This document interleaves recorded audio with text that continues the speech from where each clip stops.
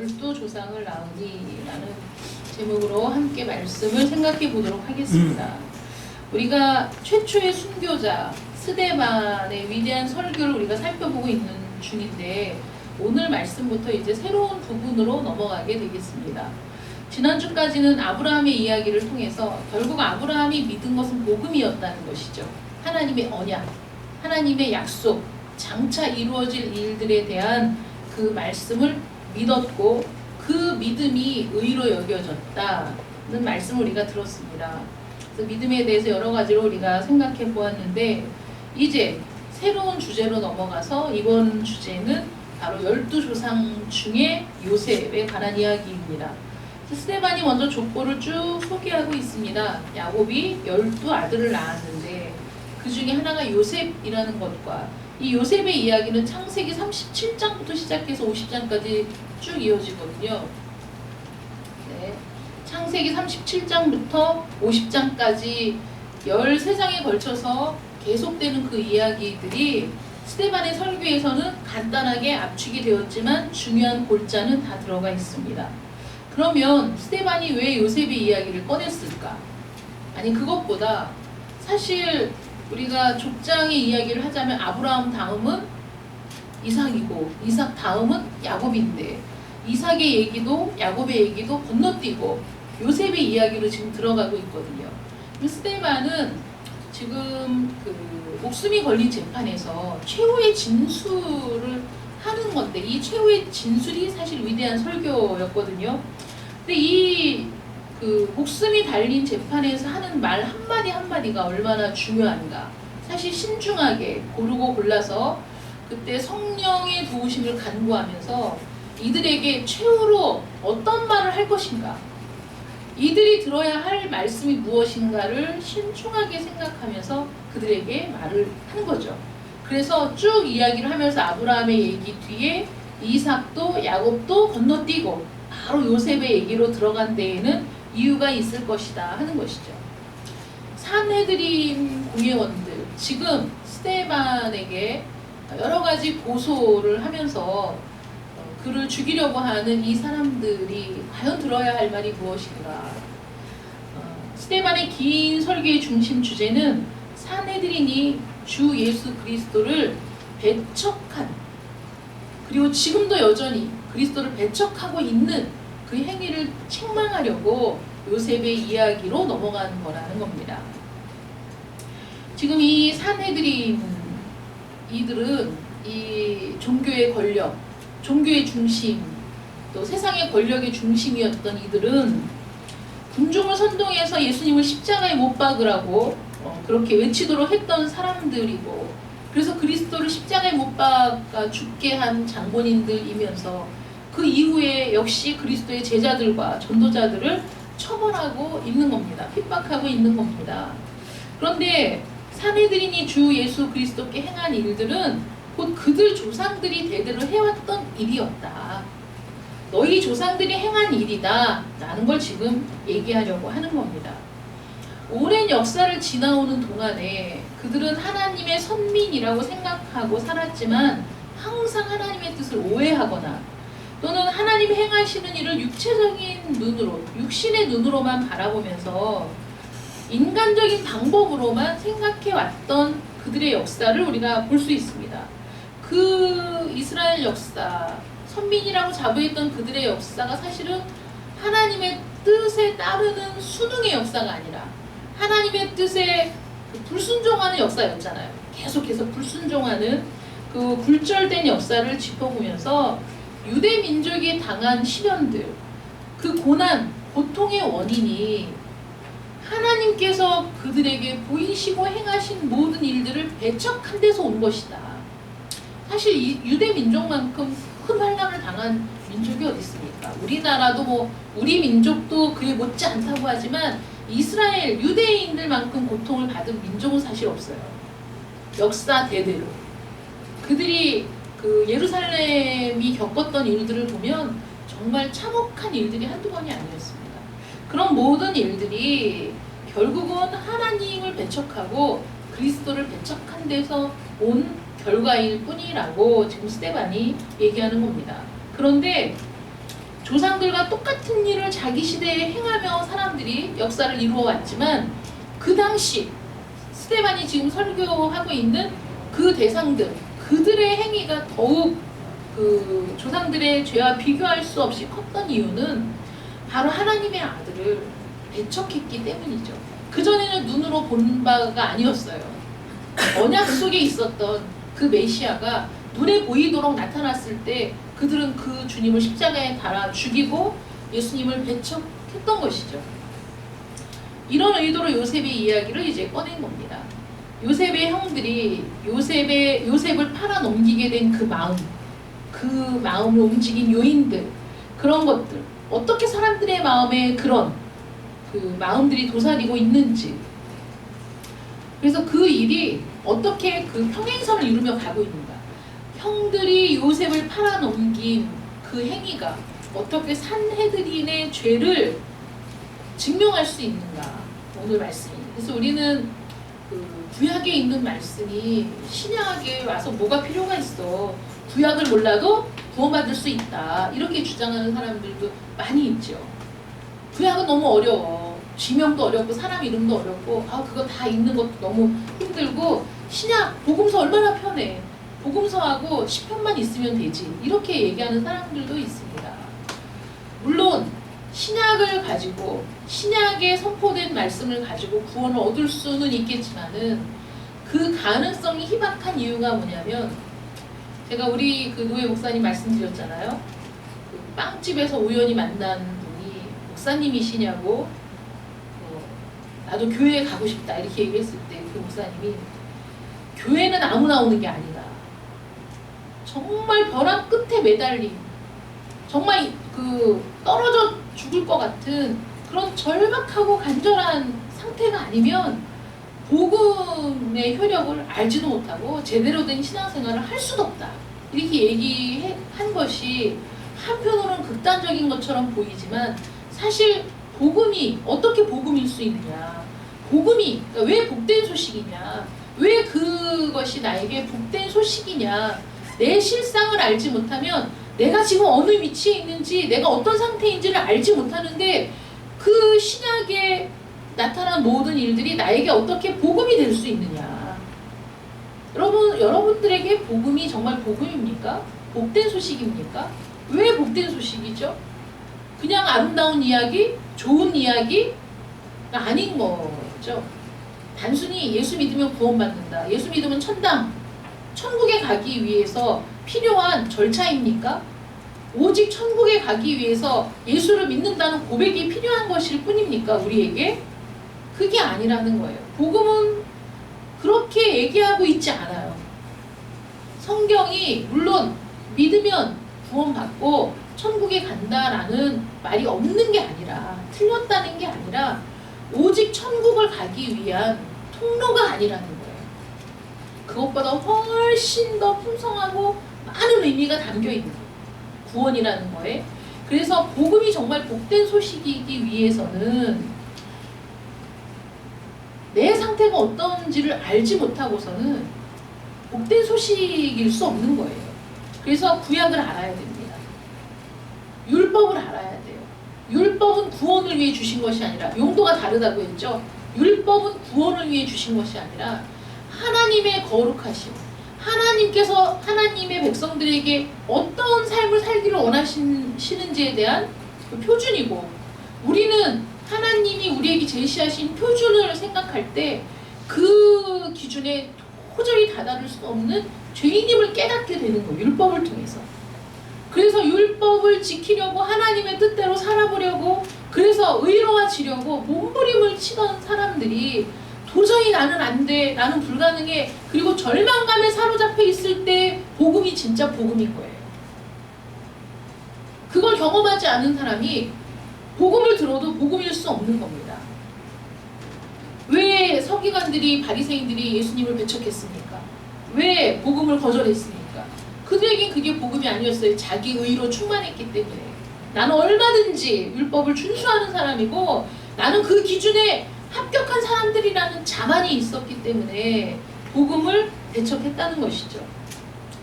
기독교 복음이 세상에 주는 것은 영원한 안전과 복락입니다. 영원한 안전과 복락. 그런데 왜 세상에 복음을 배척하느냐? 왜 거절하느냐? 자신의 실상을 알기 전에는 예수님이 왜 세상에 오셔야 했는지 그 이유를 도저히 알 수 없습니다. 내가 지금 죽어가고 있을 때, 내게 죽음이 선고됐을 때야 우리는 인생을 돌아보죠. 죽음이 선고됐을 때야 그제서야 내 인생에 잘못된 부분은 없는지를 생각하게 되는 겁니다. 그리고 어떻게 하면 살 수 있을까를 생각하죠. 그때 살 수 있는 방법을 제시한다면 누구든지 붙잡는 거예요. 그래서 물에 빠진 사람이 지푸라기라도 잡는 거죠. 물에 빠지지 않은 사람은 지푸라기에 자기 생명을 의존할 사람이 없어요. 바보예요. 그런데 물에 빠져 죽어가는 사람은 혹시라도 그 지푸라기라도 잡으면 내가 물속에 가라앉지 않게 되지 않을까라는 절박한 희망 때문에 지푸라기라도 잡는다는 거예요. 그러니 물에 빠져보지 않은 사람이 그 심정은 어떻게 알겠습니까? 물에 빠져서 지푸라기라도 잡으려는 사람에게 동아줄을 던져준다면 그 줄을 잡지 않을 사람이 어디 있느냐 하는 거예요.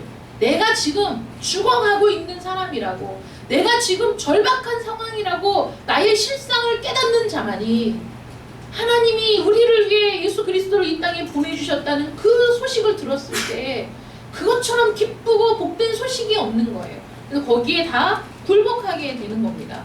그러므로 구약을 알지 않고서도 구원을 받을 수 있다고 주장한다면 그거는 반쪽짜리밖에 안 된다는 거죠. 복음의 절대적인 의미를 다 깨닫지 못한다는 거예요. 인간들이 예수 그리스도를 배척해 온 것만큼 인간의 악한 본성을 여실히 보여주는 것이 없다는 겁니다. 세상의 불행, 실패, 수치, 타락, 하나님을 배척하기 때문에 들어온 것들이죠. 바로 우리의 원죄입니다. 여기에서 자유로운 사람이 하나도 없다는 거예요. 하나님의 사랑을 어떻게 배척합니까?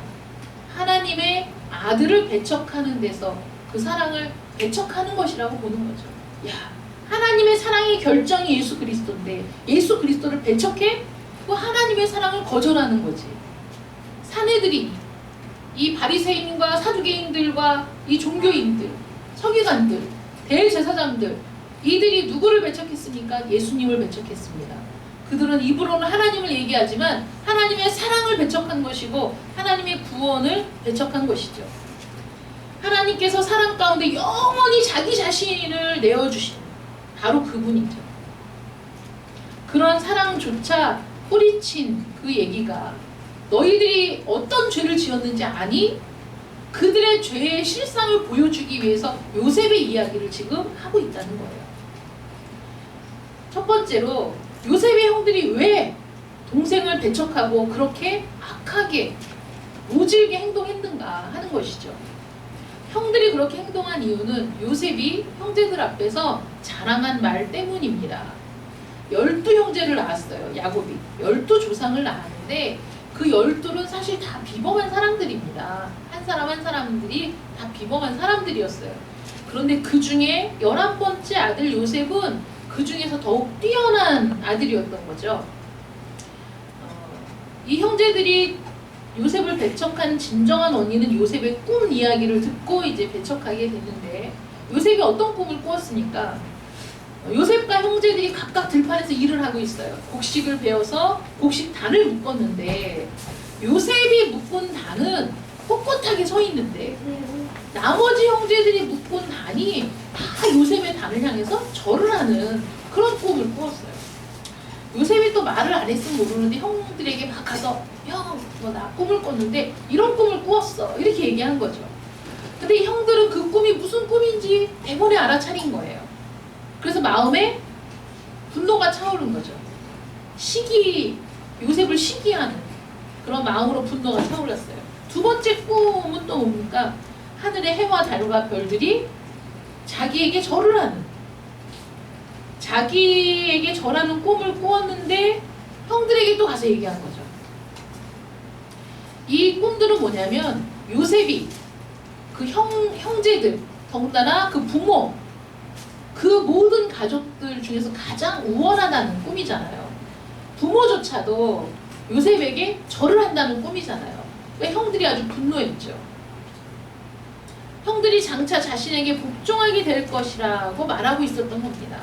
그래서 그 말과 태도에 격분한 형들은 그를 배척했어요. 어떻게 배척하죠? 지가 뭔데? 저가 누구이기에 저런 말을 하는가? 야, 저나 나나 똑같이 평범한 인간인데 더군다나 11번째 아들이죠. 다 형들이죠. 그런데 지가 뭔데 어떻게 자기 혼자만 잘났다고 저렇게 얘기할 수 있을까? 그런 생각을 하게 된 겁니다. 요셉이 우리 주 예수 그리스도의 표상이라고 얘기하는데 왜 주 예수 그리스도의 표상이냐? 이 부분에서도 그런 거예요. 요셉은 지금 자기의 우월성, 장차 형들이 자기에게 굴복하게 될 것이라는 꿈을 꾸었다. 이거는 사실 그 당시에 이런 범상치 않은 꿈을 꾸었을 때는 하나님이 주신 꿈이라고 생각을 하게 되는데, 그러면 하나님이 요셉을 특별하게 위에 세운다는 것인가? 이런 생각을 할 수도 있잖아요. 근데 형들은 거기에 대해서 분노했고 받아들일 수가 없었습니다. 주님께서 왜 배척을 받으셨죠? 요셉하고 주님하고 요셉이 주님의 표상이다. 그러면 비슷한 부분을 나타내고 있는 거예요. 요셉이 형들에게 배척을 받았어요. 왜 배척을 받았습니까? 요셉이 형들보다 우월하다는 꿈 얘기를 해서 배척을 받았어요. 예수님이 왜 배척을 받으셨습니까? 예수님이 당신 자신에 대해서 친히 가르치고 선포하신 주장들 때문에 배척을 받은 거예요. 만약에 예수님은 위대한 스승이야. 예수님은 위대한 인물이지. 위대한 종교 지도자였어. 위대한 랍비? 위대한 사상가라고 얘기했다면 그렇게 배척받지 않으셨을 거예요. 오히려 칭송을 받으셨을 겁니다. 지금도.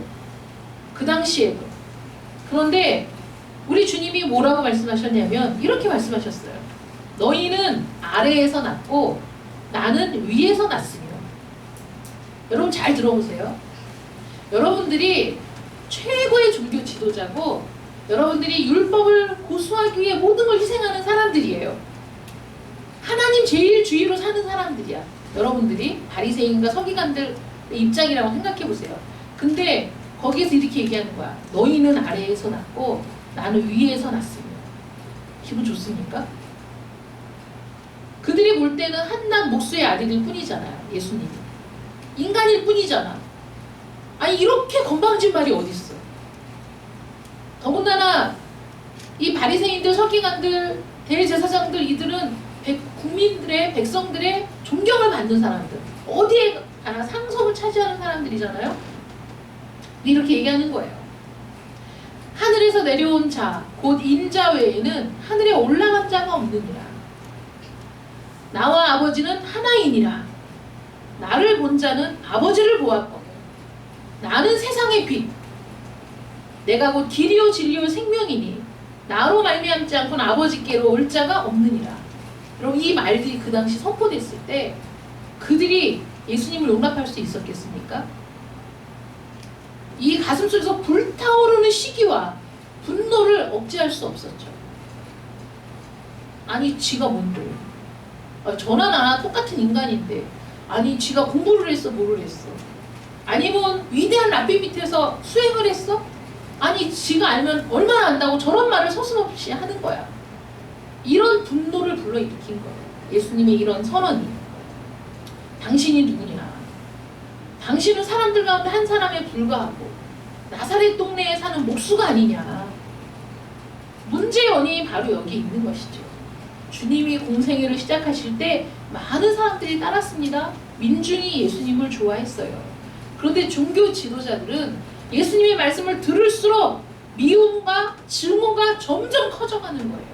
도저히 용서할 수 없어요. 죽여야 돼요. 그런 생각이 드는 거죠. 아니 지가 뭔데 자신을 하나님의 아들이라고 주장하는 거야. 누구에게 자신을 권위 있는 스승이라고 주장하는가. 근데 많은 사람들이 예수님의 설교를 들을 때 다른 사람, 다른 자기들을 가르치던 다른 사람들과 같지 않았어요. 권위 있는 자의 말씀과 같았어요. 사람들이 거기에 매료됐습니다. 그런 모습을 보면서 이렇게 얘기하는 거죠. 아니, 지가 뭔데 권위 있는 스승처럼 구는 거야. 그런 건 우리가 해야 될 일인데. 그가 누구기에 굴복과 절대 복종을 요구하는가. 내 말을 들으라. 우리 주님이 말씀하시잖아요. 내 말을 들으라. 지가 뭔데 그렇게 얘기하는 거야. 주님의 이런 가르침과 태도 앞에서 종교 지도자들은 마침내 주님을 배척하기에 이르는 거죠. 십자가에 못 박는 죄를 짓게 됩니다. 주님을 배척한 원인이 주님께서 자신에 관해서 하신 말씀 때문에 그랬다는 거예요. 자신이 사람일 뿐만 아니라 하나님이기도 하다는 말씀. 나와 하나님이, 나와 아버지는 하나. 라는 그 말씀이 그들을 분노케 했다는 것이죠. 그래서 요셉의 형들이 요셉을 배척한 원리가 사람들이 하나님의 아들을 배척해온 원리와 다르지 않다는 거예요. 동일선상이 있다는 것이다. 이것이. 그 원인이 뭡니까? 여러 조상이 요셉을 시기하여 애굽에 팔았더니. 이 원인이 뭡니까? 그 이유가 무지와 맹목성이 낳은 편견 때문이라는 것이죠. 똑똑해서가 아닙니다. 편견 때문이에요. 어떤 편견입니까? 그 형들은 시기해서 요셉을 배척했지만 그 아버지 야곱은 그 말을 마음에 두었다고 성경은 기록하고 있어요. 무조건 배척한 게 아니라는 것이죠. 왜냐하면 요셉이 두 번째 꿈에 대해서 말했을 때 형들은 막무가내로 분노를 표출했지만 야곱은 자신이 과거에 하나님을 만났던 경험이 있어요. 형에게 그 보복 당할까봐 두려워서 야반 도주를 하던 밤에 피곤하고 지친 몸을 들판에서 쉴 때 베개도 없었어요. 돌베개를 베고 누웠는데 꿈을 꾸었죠. 하늘에서 사닥다리가 쫙 내려오고 천사들이 그 위에서 오르락 내리락 하는 것을 보게 됐어요. 잠에서 깬 야곱이 뭐라고 얘기했냐면 여호와께서 과연 여기 계시거늘 두렵도다 이곳이요 다른 것이 아니라 이는 하나님의 전이요 하늘의 문이로다.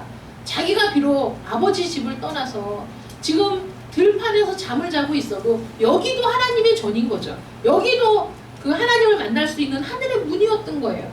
그러므로 하나님이 무소부지하심을 깨닫게 된 것이죠. 그래서 자기가 가는 곳 어디든지 하나님의 함께 하심을 확신하고 그 길을 떠날 수 있었던 겁니다. 야곱은 요셉이 꿈 이야기를 하자 자신이 꾸었던 꿈, 자기가 만난 하나님을 기억한 거예요. 그래서 요셉이 꿈 이야기를 할 때 뭔가 이유가 있겠지. 하나님이 저런 꿈을 주셨을 때에는 어떤 이유가 있을 것이다. 이렇게 생각하고 마음에 두었다는 거예요. 마리아도 마음에 두었다. 여러분, 마음에 두었다는 말은 그걸 배척해내는 게 아니라 그 말을 깊이 생각하고 잊지 않고 기억한다는 뜻이잖아요. 여러분, 복음을 듣고 이런 반응이 우리에게 있어야 돼요. 마음에 담아두어야 돼요. 이건 무언가 의미가 있는 말이야. 내가 다시 생각하고 기억해야지. 마음에 담아둔다. 그런데 아예 마음에 받아들이지 않는다. 배척인 거죠. 말씀을 선포할 때 배척하는 사람도 눈에 보이고 받아들이는 사람도 눈에 보입니다. 오늘날 사람들이 예수 그리스도를 배척하는 이유는 단순한 것이죠. 단순해요. 맹목적인 겁니다. 무조건 싫은 겁니다. 편견에 사로잡혀서 눈이 멀었기 때문이죠. 다른 거 보려고 하지도 않아요. 여러분, 이 세상에서 교회에 대한 안 좋은 말들, 목회자에 대한 안 좋은 그 사건들이 터질 때 왜 맹목적으로 교회 전체를 비난합니까? 왜 편견을 가지고 모든 교회가, 모든 목회자들이 그렇다고 비난하는 겁니까? 여러분, 그것은 사실 맹목적인 비난이죠. 합리적인 비난이 아닙니다. 만약에 남자가 잘못했어? 모든 남자가 잘못한 거 아니잖아요. 여자가 잘못했어? 모든 여자가 잘못한 거 아니지 않습니까? 그거를 전체로 확대시키는 건 너무나 맹목적인 편견에 불과한 것이죠. 그런데 많은 사람들은 그것이 편한 거예요. 그래서 벌떼처럼 달려들어서 비난하고 도저히 볼 수 없을 정도로 만신창이로 찢어발기는데 거기에 우리 그리스도인들까지 합세하면 안 되죠. 한 사람의 죄, 한 특정한 어떤 교회의 죄라고 우리가 구분해서 생각할 수 있어야 되지 않겠습니까? 그런데 요셉의 형들이 요셉을 배척한 것은 완전히 맹목적인 편견, 눈이 멀어서 그래서 이도저도 따져보지 않고 깊이 생각해보지도 않고 적금에 무슨 의미가 있다면 무슨 앞으로 과연 어떤 일이 있을 것인가에 대해서 생각조차 하지 않았다는 겁니다. 산헤드린도 그리스도를 배척한 이유가 눈이 멀었기 때문이죠. 자신들의 편견과 오만에 그 눈이 가리워져 있었던 겁니다. 사도 바울은 이렇게 얘기합니다. 만일 우리 복음이 가리웠으면 망하는 자들에게 가리운 것이라. 망하는 자들의 눈을 가리워서 이 세상 공중원세 잡은 사단이 믿지 않는 자들의 눈을 가리워서 그 마음을 편견에 사로잡히게 만들어서 복음을 가려버린다는 겁니다. 성경은 그리스도를 앞에 두고도 사람들이 깨닫지 못하는 원인에 대해서 죄가 우리를 장악하고 있기 때문이다. 이렇게 얘기하고 있습니다. 모든 것을 자기 중심적으로 바라보는 거죠. 그것도 죄입니다. 오직 내 중심이죠. 오직 내가 우주의 중심이 돼서 내가 바라보고 판단하는 것이 다 옳다고 생각하는 그런 편견 때문입니다. 형들이 요셉을 싫어한 이유도 요셉이 잘난 척한다. 그리고 자신들을 얕잡아 본다. 이렇게 생각했기 때문입니다. 그런데 이렇게 편견의 눈이 먼 것보다 더 악한 것은 마음이죠. 사실 우리 마음의 상태. 인간의 마음으로 사고하기 때문에 편견의 영향을 받는 거예요. 나는 편견이 없는 사람이다? 여러분 자신을 모르는 거예요. 우리는 마음의 욕구에 영향을 받죠. 마음의 탐심이 우리를 죄악으로 자꾸 이끌어갑니다. 요셉의 형들도 보세요. 여러 조상이 요셉을 시기하여. 지금 현대인들이 그리스도를 배척하는 이유도 마음에 어떤 열정, 어떤 욕구, 그것을 따라가는 우리 마음 때문에 그리스도를 배척하게 되는 겁니다. 만약에 세상이 진정으로 빛과 진리와 거룩함을 원한다면, 정말 그렇다면 복음을 받아들여야 되겠죠. 그러나 세상은 어둠을 사랑하며 빛을 원하지 않는다고 성경은 기록하고 있어요. 세상은 어두움을 사랑한대요. 그래서 빛을 거절했어요. 나는 아니야. 나는 올바르게 살기를 원해. 나는 의를 추구하는 사람이야. 천만에요. 자신의 이익이 갈리는 상황 속에서 사람들은 자기의 이익을 포기하고 완전한 이타주의가 되는 것이 불가능한 게 사람입니다. 어떤 상황에서도 자기의 이익을 도모하는 게 우리 인간의 탐욕이죠. 거기에서 나는 거리가 멀다라고 생각한다면 그건 역시 자기 자신을 잘 모르는 사람들이라는 겁니다. 마태복음 15장 19절부터 20절에 보면 마음에서 나오는 것은 악한 생각과 살인과 간음과 음란과 도둑질과 거짓 증언과 비방이니 이런 것들이 사람을 더럽게 하는 것이요 씻지 않은 손으로 먹는 것은 사람을 더럽게 하지 못하는구나. 입으로 들어가는 게 우리를 더럽게 하는 것이 아니라 우리 속에서 나오는 것이 우리를 더럽게 하죠. 그러므로 우리 마음이 부패해 있다는 것, 그게 가장 큰 문제가 아니겠습니까? 불신앙의 책임을 다른 것에 돌릴 수 없어요. 우리 자신에게 그 책임을 물어야 됩니다. 하나님 앞에서 결산하게 되는 날 우리의 불신앙에 대해서 우리는 책임을 물으실 때 우리는 거기에 대해서 답을 해야 돼요. 그리고 우리 불신하는 모든 사람들은 하나님 앞에서 자기 죄를 고백하게 될 거예요. 그리고 영원한 멸망으로 들어가게 될 겁니다. 온갖 더러운 것이 인간의 마음에서 나오는 거예요. 왜 예수님을 배척합니까? 우리 마음이 거룩한 것을 원하지 않기 때문이라는 거죠. 진리를 원치 않기 때문이라는 거예요. 그러면 이런 배척이 얼마나 악한 것인가? 그럴 수 있지. 뭐 내가 싫은데 안 할 수 있지. 배척할 수 있지. 그런데 그게 더 악한 거란 게 문제인 거예요. 요셉의 형들이 저지른 행동이 얼마나 흉악한 겁니까? 그들이 동생을 얼마나 모질게 대했습니까? 그들보다 훨씬 나이 어린 동생이 아버지의 심부름으로 먹을 것과 마실 것을 가지고 먼 길을 왔는데 그를 구덩이를 파서 구덩이에 던져 넣어버리고 사실 동생을 죽일 생각을 했던 거죠. 얼마나 악한 생각이에요. 그들의 행동이 두둔할 만한 것이 있습니까? 조금이라도 그럴 수 있지라고 생각할 수 있습니까? 여러분, 어떤 그 고등학교의 교사가 10년 동안 왕따를 당했다라는 기사를 보니까 얼마나 정말 비참, 자살할 생각을 수도 없이 했다 이렇게 얘기하는 거예요. 완전히 투명한 없는 사람처럼 그 누구도 말을 섞지 않고 그 누구도 인사도 하지 않고 그 누구도 함께 식사하지 않는 시간을 10년을 보냈다는 거예요. 얼마나 비참해요. 한 사람을 죽이는 거죠, 그게 사실은. 그런데 왜 그들이 그렇게 합니까? 자기들이 불이익을 당할까봐. 그 학교 이사장이 그렇게 뒤에서 종용을 하니까 그 사립학교니까 이사장의 권력이 너무 막대해서 눈밖에 나면 안 되니까 왜 죄에 동참합니까?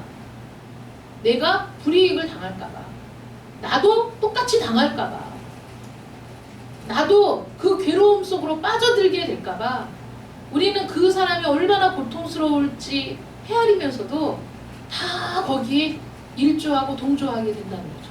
사람들이. 그 교사도 기간제 교사가 와서 아무것도 모르고 앞에 앉으면 선생님 나하고 식사하면 곤란한 일이 생깁니다. 다른 곳에 가셔서 식사하세요. 이렇게 얘기를 한다고 할 정도로 형들이 한 행동이 두둔할 만한 것이 있습니까?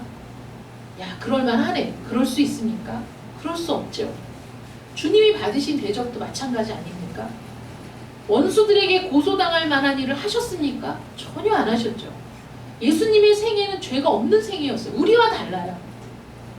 요셉은 죄가 없는 인간이 아닙니다. 그리고 실수도 했죠. 형들 앞에 가서 채색 옷을 입고 자랑질을 했으니 형들이 화가 날 수도 있겠죠. 그런데 예수님은 죄가 없으신 분이에요. 그들이 고소한 죄목이 전부 사실이 아닙니다. 거짓 증인들을 불러서 예수님을 거짓 고소한 겁니다. 거짓말을 했죠. 주님은 아무 잘못도 하지 않으셨어요. 요셉의 형들은 동생을 그 지나가는 상인들에게 팔아버렸어요. 그들은 누굽니까? 이스라엘 사람이죠. 그들은 누굽니까? 하나님의 언약을 기억하는 사람들이고, 그들이 누구입니까? 하나님의 계획과 약속과 언약을 받은 사람들입니다. 그들이 누구입니까? 구별된 백성으로 할례를 받은 사람들입니다. 자신들이 누구고 무엇을 위해 존재하는지 항상 기억해야 하는 사람들, 그 몸에 흔적을 갖고 있는 사람들이죠.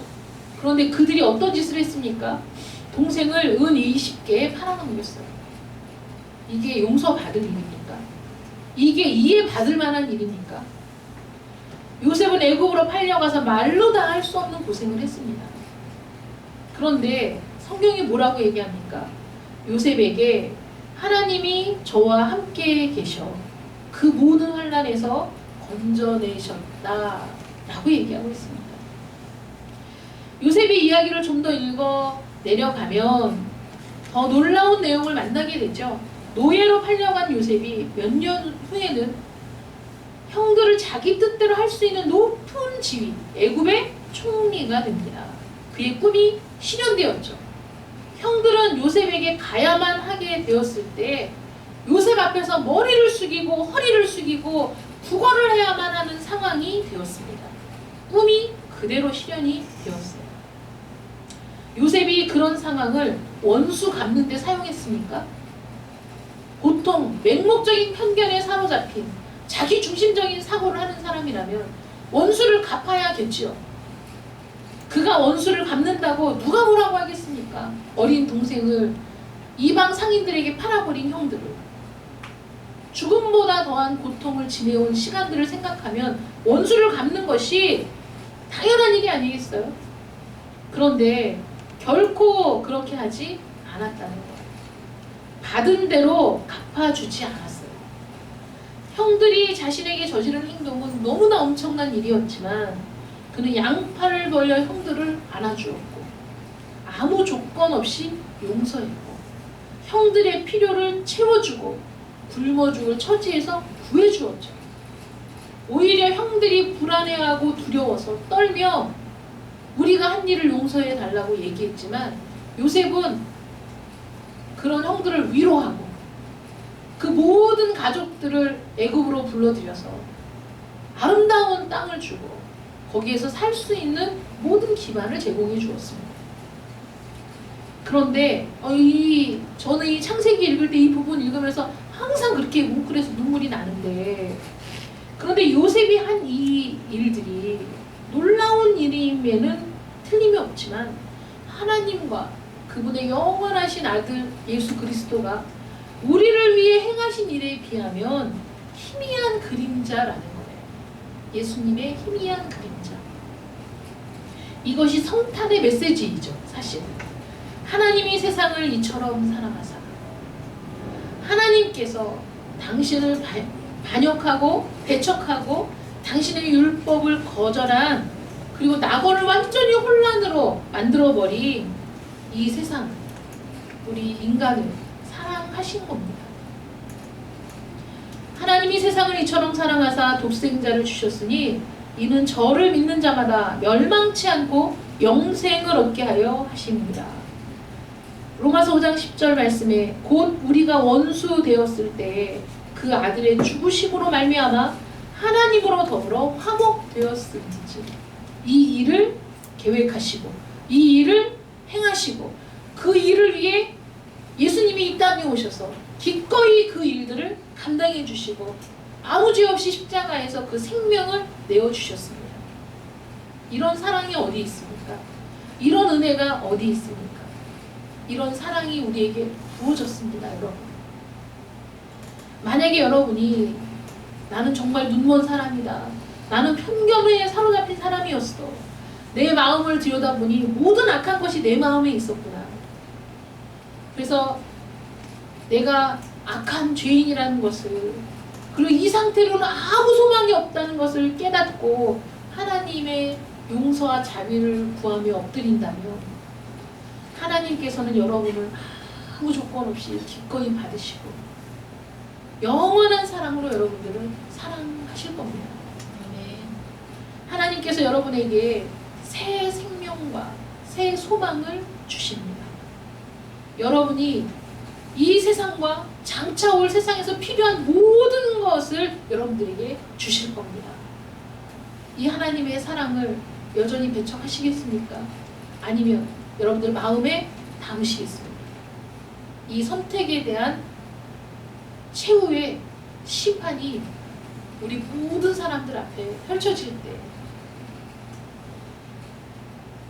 이것을 복음으로 받아들인 모든 자들은 그 심판대 앞에 서지 아니하고 영원히 하나님의 아들의 나라에 들어가게 될 줄 믿으시기 바랍니다. 기도하겠습니다. 사랑의 하나님, 감사합니다. 우리가 원수 되었을 때 그 아들을 내어주심으로, 그 생명을 취하심으로 하나님과 화목할 수 있는 길을 열어주신 하나님, 그 은혜와 사랑을 감사하고 감사합니다. 그 사랑이 선포되었습니다. 그 사랑이 실행되었습니다. 그 사랑이 온 우주에 부어졌습니다. 이 사랑을 받겠습니까? 아니면 거절하겠습니까? 하나님, 우리의 마음을 열어주시고 우리의 눈을 열어주시고 우리의 귀를 열어주시어서 이 하나님의 복된 은혜와 사랑을 우리 마음으로 받아들이게 하여 주시옵소서. 예수님이 행하신 모든 일들이 바로 나를 위한 것임을 깨닫게 하여 주시옵소서. 그리고 그 좁은 문을 들어가 그 좁은 길로 걸어가는 자들이 되게 하여 주시옵소서. 하나님께서는 좁은 문을 열고 들어오는 모든 이들에게 이 세상과 장차 올 세상에서 필요한 모든 것을 공급해 주시는 능력의 하나님이 나의 아버지가 됨을 믿습니다. 하나님, 사랑하는 모든 성도들이 오늘 마음에 깊이 결단하고 그 사랑과 그 은혜를 마음으로 받아 영원토록 하나님의 자녀로 살아가는 은택을 누리게 하여 주시옵소서. 아멘. 혹시라도 아직까지 마음에 그런 확신이 없는 이들이 있다면 하나님 오늘 말씀을 기억하고 이제 자신의 실상을 깨달아서 하나님의 도우심을 구하는 자로 변화될 수 있도록 하나님 은혜를 더하여 주시옵소서. 예수님의 이름으로 기도드립니다. 아멘. 아멘.